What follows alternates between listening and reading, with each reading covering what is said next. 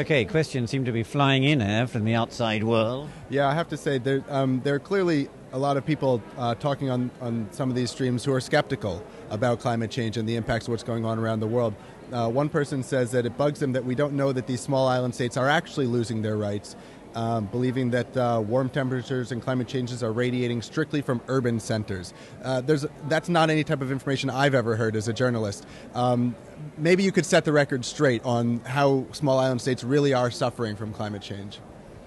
Yeah, I mean, the sort of the way that people normally understand the impacts on small island states is that sea level rises, countries that are about, highest point of a couple of meters above sea level will have sea level rise that ultimately means that they're uninhabitable. Yeah? And that will happen, and that already is happening. But the first effects are different to that. I mean, the first effect has been changing rainfall patterns, so that these small island states rely on freshwater lenses, essentially underneath the lagoons, in order to be able to draw off fresh water for their use. And those lenses are now being infiltrated by seawater as the levels rise. There are more intense cyclones or hurricanes, and as they're known in the northern hemisphere, that rip through the Pacific countries and cause untold damage. And under climate change modelling, the cyclones are predicted to get far more intense. Not necessarily much more frequent, but far more intense. Already there are associated with storms and adverse weather, there are sea swells and often tides that, because there has been some sea level rise, the king tides are now much higher and are causing flooding. Agricultural land is getting infiltrated with salt water, and the trees are dying and the crops are dying. So, there's just a lot of different ways in which the climate change impacts are manifesting themselves. And they are manifesting themselves in different ways in other parts of the world. But, what people are seeing is that climate change is not a theoretical future possibility. It's happening now. And we've got report after report that documents those changes, and we've got an increasing mountain of scientific evidence to say not only is climate change happening according to the studies that were undertaken by the Nobel Prize-winning Intergovernmental Panel on Climate Change, but actually all subsequent research since then has pointed to the fact that it's happening much faster than we thought, and with a much stronger linkage between the build-up of greenhouse gases and the impacts on the environment. Presumably the New Zealand government is aware that it's going to affect New Zealand as well. Doesn't that make them more sympathetic to the island states? Yeah, but funnily enough, climate change affects most strongly at the poles and the tropics, and a little less so in the temperate climates where New Zealand is. Yes, there are changes, but if you live in a rich country and you've got social security systems and you've got government help and you've got sort of the ability to do stuff with freshwater systems and so on, then you're shielded from a lot of those costs as a rich country. Whereas if you're a poor country, you've got nothing to fall back on. You lose your land and your livelihood, and that's it. And so it's quite a different picture when you're looking from a rich country. Yes, back to Jeffrey. One viewer says that all this that we're talking about breaks his heart. He says, but I know that no matter what it is, no matter what, it's too late, and it's time to relocate, help find new homes for these folks. All the money in the world will be too late for these islands. He says island states have asked to limit the temperature rise to 1.5 degrees, and he says, I think there's already enough excess CO2 in the atmosphere so that whatever we do, we're going to reach that point. Is that true? That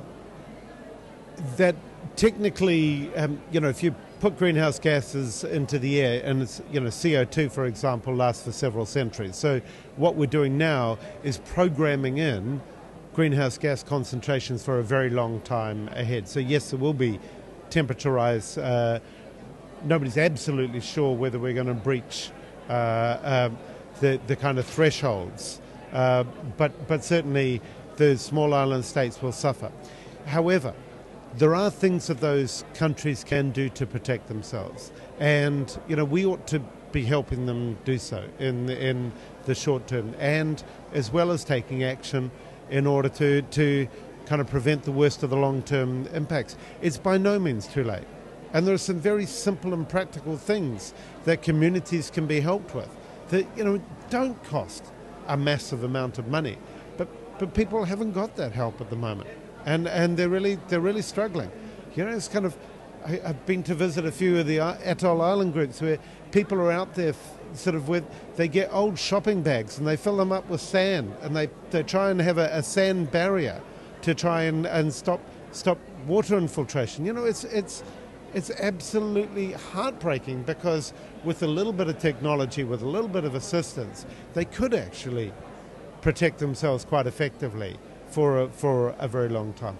What happens in the longer term really depends on what happens in this process. We can, by taking the right decisions here in Copenhagen, allow the survival of island nations and their people. Okay, from the heartbreaking to the arcane, we're running out of time, but I'm going to lob one question at you. New Zealand said yesterday, the official delegation, that it wanted a single and unified post-2012 outcome, avoiding duplication of effort and institution. What does that mean?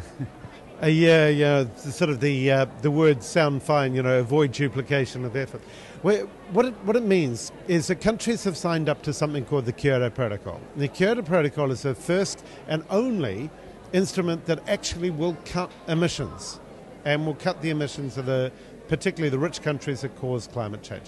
So those rich countries are sitting there saying, oh, we don't want any more of that. I mean, that might be a little bit painful if we're cutting emissions even more. And by the way, countries like India and China ought to cut theirs. So what the rich countries are trying to do is they're trying to get rid of this Kyoto Protocol. But actually what the Kyoto Protocol says is that it commits the rich countries to having a second commitment period beyond 2012. So what we're calling for is a second commitment period to last from 2013 to 2017. And that would be a second commitment period for emissions cuts by the rich countries.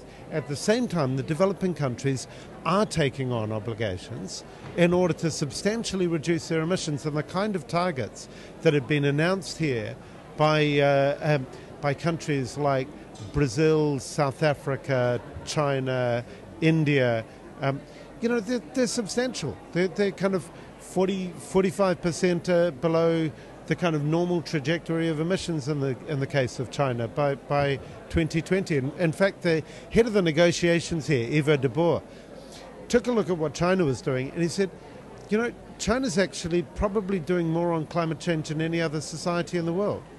And there's a perception put out by governments like New Zealand that it's the rich countries that are bearing all the burden and how they don't want to do anything more themselves. Actually, it's about time the people who cause climate change fronted up and actually started cutting their emissions. New Zealand's a classic case. New Zealand's emissions have risen by 22% since 1990 levels, since they knew about the need to stabilise emissions. So, it isn't, these kind of statements from countries like New Zealand to say, oh, we want one new agreement going forward, and we shouldn't be bearing the burden of emissions cuts. Well, New Zealand has never really done anything on emissions cut, and neither have most of the industrialised countries. They would have a much stronger case for pleading to evade any responsibilities if they'd actually got out and done something. Well, thank you very much. Time has beaten us. Barry Coates, Executive Director of Oxfam New Zealand. Thanks for coming in. Maybe we'll get you back next week to see what the final outcome is. Yeah, great. Thanks a lot.